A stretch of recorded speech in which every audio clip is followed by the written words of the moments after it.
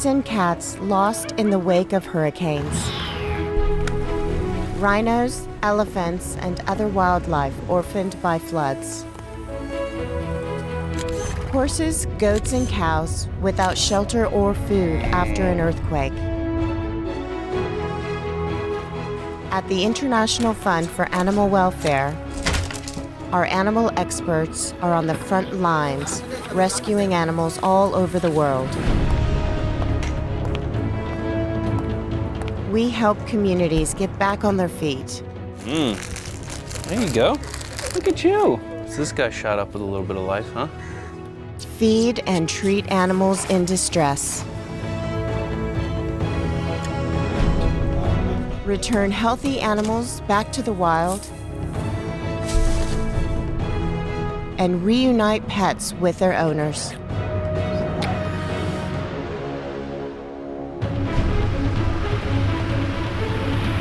When animals are injured, stranded, or orphaned by disasters, IFAW is there. Hi, we were able to get into your unit and we have all 4 of your cats. So, Okay. Go to ifaw.org to find out how you can help. Oh, thank you so much. You're welcome. You're welcome.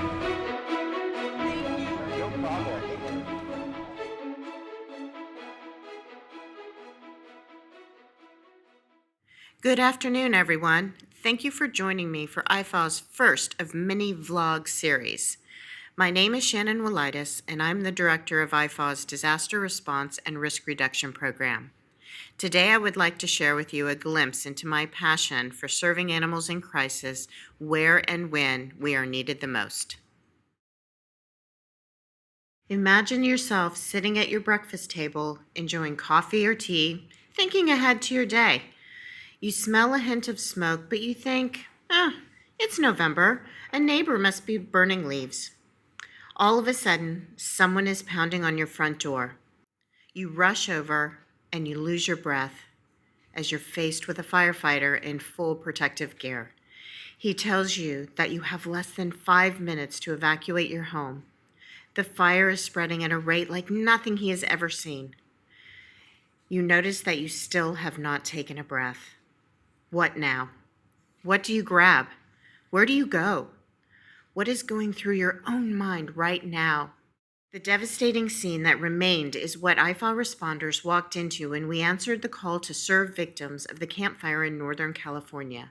Literally hell on earth. The fire raced faster and burned hotter than any other in record. 60 football fields in 1 minute, which is 1 acre burning per second. Entire communities were destroyed, hundreds of lives lost, thousands of pets, livestock, and wildlife injured, abandoned, or dead. IFAW was there, answering dispatch calls to rescue animals behind the fire line, using every second of every day to search for signs of life.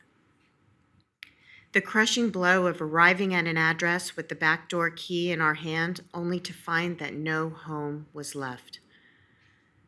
I was just standing among the ashes, holding a key, knowing from the debris that nothing and no one could have survived. IFAW was there, managing temporary animal shelters for 4-legged, furry, feathered, or scaly family members so that humans could start rebuilding their lives. IFAW was there to provide life-saving field gear and teams of responders when our local partners needed us the most. The cavalry is here. Thank you, are words that carry us back into danger repeatedly around the world. Our local partner lost critical radios and wildland fire suits when the blaze destroyed a warehouse. We immediately started making phone calls and found distributors several hours away, but they had supplies. When they learned about our mission, they not only donated supplies, but also personally delivered them to us.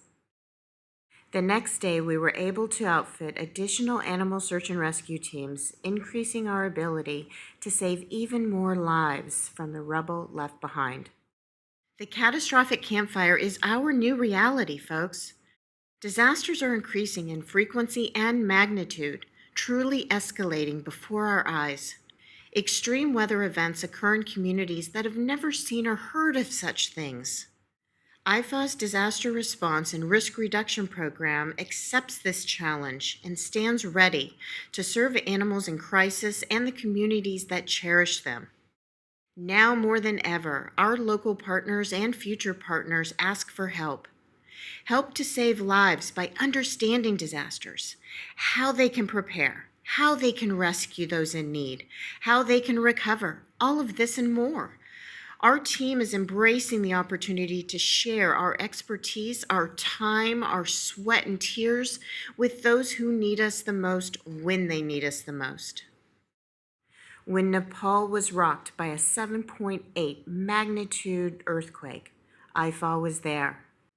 Arriving within 24 hours and working on the ground for weeks, our teams withstood the 24 aftershocks, seeking shelter and holding one another through the roughest ones. In one village, a small boy grabbed my hand and led me up and around mounds of rubble that used to be family homes. He stopped at a man leaning against a rock. The man had a makeshift cast on his right leg. I could see he was in great pain, and I had to lean in to hear his voice. He said that not all was lost. His daughter's goat survived, the little one wearing a ribbon. You see, she and the rest of the man's family died in the first earthquake. His broken leg precluded him from moving, but villagers set his leg with sticks and rope. He did not take the medical team's offer to evacuate because he would not leave without knowing his daughter's goat was safe. IFAW responders worked with his neighbors to set up a bamboo and tarp shelter for the man immediately. We found the little goat with a purple ribbon around her neck unharmed and delivered her to the man. He cried into her neck, and the goat seemed to know right away that she was safe. I say this because she laid right down next to him. Two suffering souls healing one another, reaffirming that the human-animal bond is mighty and universal. Disasters strike without prejudice, knowing no boundaries, be they physical, economic, cultural, or religious. IFAW'S global network of animal rescuers is the most diverse and far-reaching of its kind. With your help, our networks are growing, reaching even further, replicating and evolving resiliency models to protect lives now. Hold us accountable. We do. We hold ourselves accountable each time we make the decision to intervene in a crisis. IFAW Rescue begins the moment we say yes. How can we help you? IFAW commits to solutions, not Band-Aids. Long after the media is gone, you will still find IFAW in communities empowering people to build a safer, healthier life for themselves and the animals in their lives. From the smallest victims to the largest, IFAW is there. One family's plea for help in North Carolina, following Hurricane Florence to find their beloved cat who fled when the floodwaters were rising. We followed the cries of a cat in the neighborhood of that missing little Pickles and quickly realized that she was not alone. She had brought us to her 5 newborn kittens in the rafters of a nearby shed. I believe she knew her time was near and needed to find a high and dry place to give birth. She and her babies were safely rescued and returned to their family. Horses, pigs, dogs, cows, and the list goes on. Animals are in crisis around the world. I wish you could see what I see out there, the smiles of gratitude. I wish you could hear the sounds I hear out there, the cries of relief and joy. I wish you could feel the strength I feel out there, the handshakes of respect and the hugs of compassion. Know you are with us in spirit, and know that we are so grateful that you are sharing our journey. We hear your words of encouragement in every bird's call. Kittens meow, dogs howl, horses whinny, snakes hiss, elephants trumpet, or a lion's roar. Every life matters.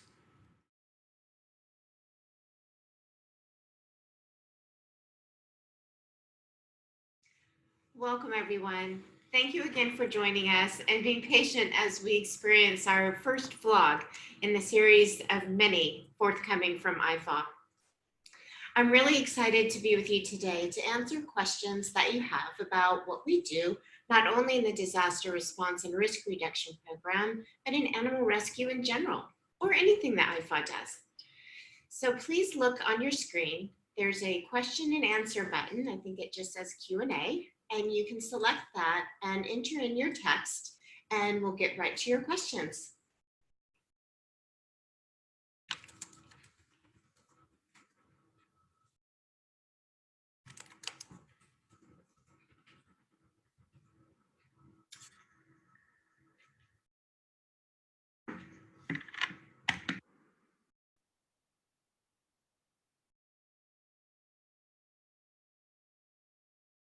Oh, okay, so we've got a question. How many animals did IFAW rescue in 2018? Well, that's a great question, and it's not as straightforward as you might think. Actually, we were able to document able to document 50,874 animals rescued. But that's a direct rescue number. Think about the impact that we've made indirectly across 6 continents, able to support millions of animals through being able to build local capacity. And that means helping people help the animals in their communities. So indirectly, a lot more.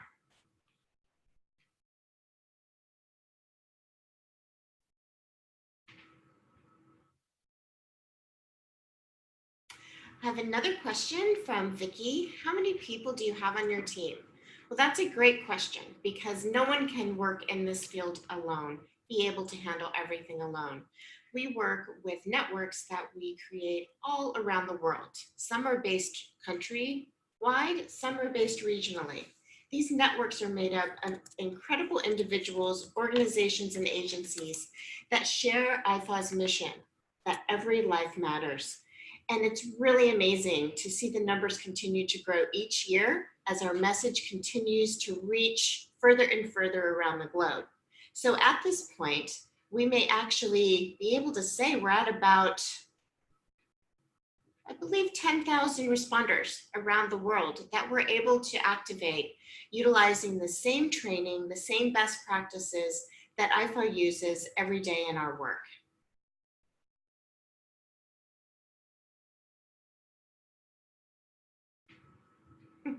We have a question from Amy. What's the hardest part of your job? Well, Amy, that's a tough one. The hardest part of my job is knowing that it's never going to be over. That's also the most exciting part of my job. It seems that every time we take 2 steps forward in animal welfare, animal protection, animal rescue, that we're always identifying other issues and challenges, taking into consideration the huge scope that we operate in across the world. We have so many factors to consider. And even though it's always rewarding to be able to demobilize from a disaster response and hand over that responsibility to the local authorities and local partners that we've helped train and empower, we always leave a little piece of us with them.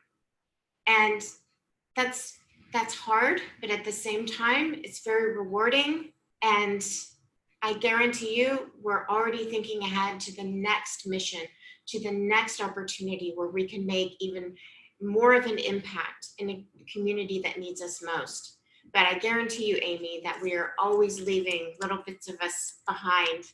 And that makes it even more special when those folks call us again the next time they need help, because they know that IFAW will be there.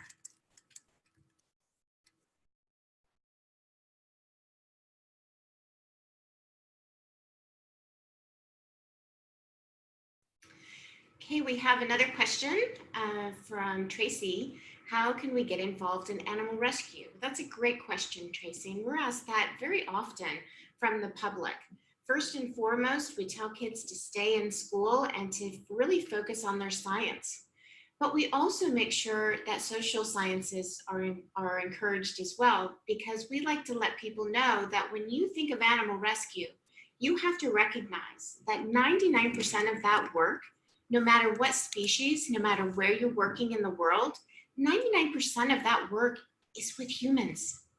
It's animal rescue, but it's working with humans that is going to truly make the greatest impact for animals around the world.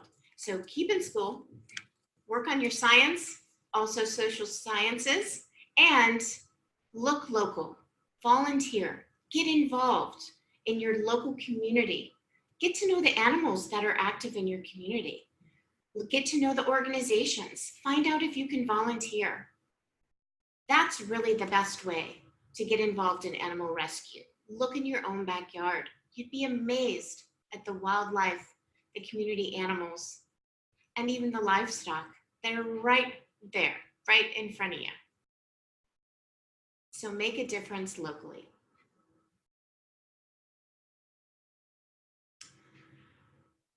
I have a question. How do you get enough volunteers to help during a disaster in such a short amount of time? Great question.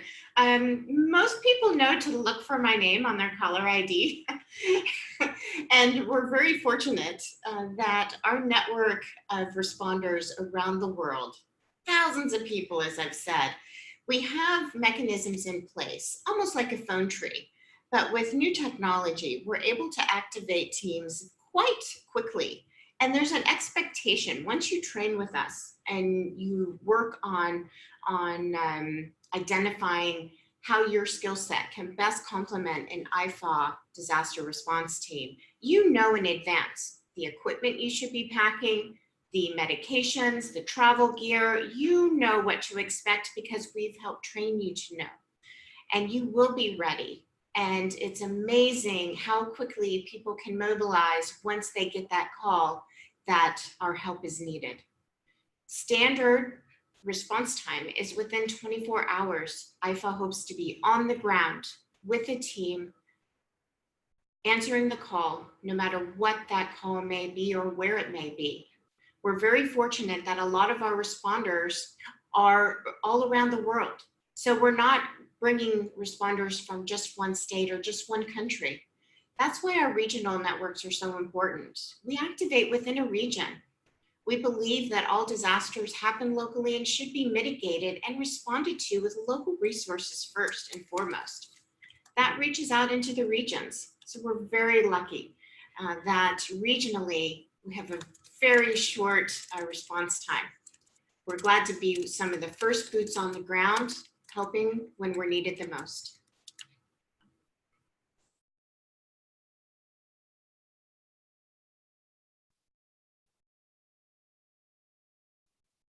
There's a great question here about how to recommend folks get prepared for natural disasters. And I would highly recommend that every family plan for their whole family. Make it a great event. One evening, just sit around the table and talk about what disasters are most likely to impact your family.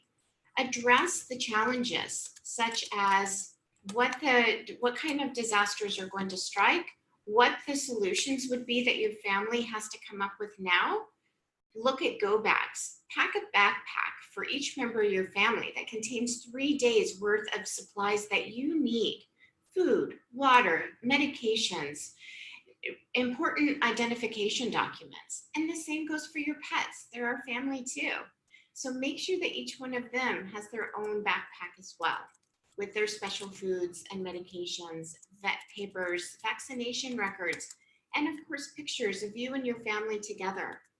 One of the great crises that we run into is when families are split apart for whatever reason during a disaster. And making sure that we can reunify whole families is always our top priority. So make sure you have that documentation with you.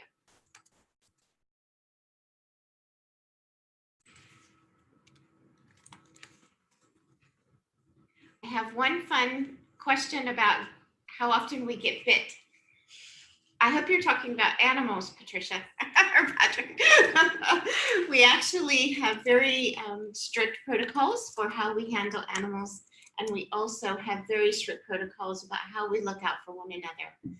On a disaster response, my top priority is always myself. I don't want to become part of the problem, part of the disaster that someone else needs to help. Therefore, I'm responsible for my actions, my health, and my well-being. Second, that is the well-being of my teammates. Third is the well-being of those who requested our support. And fourth is the animals' well-being. So Patrick, we take great stake and pride in our preparedness to make sure that everyone is skilled to provide services, and we are very careful to look out for one another. And always keep in mind that during a disaster, human behavior as well as animal behavior is often modified due to the trauma and stress. And that includes us. We have to take care of one another.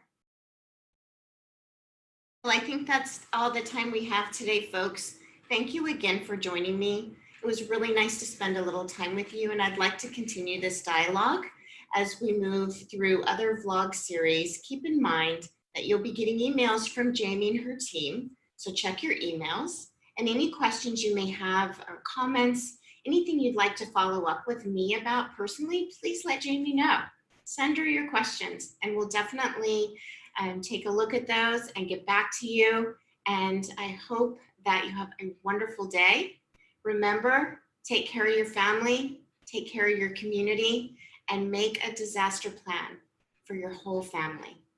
Thank you, and please check us out a little bit more at IFAW.org. And always remember that every life matters.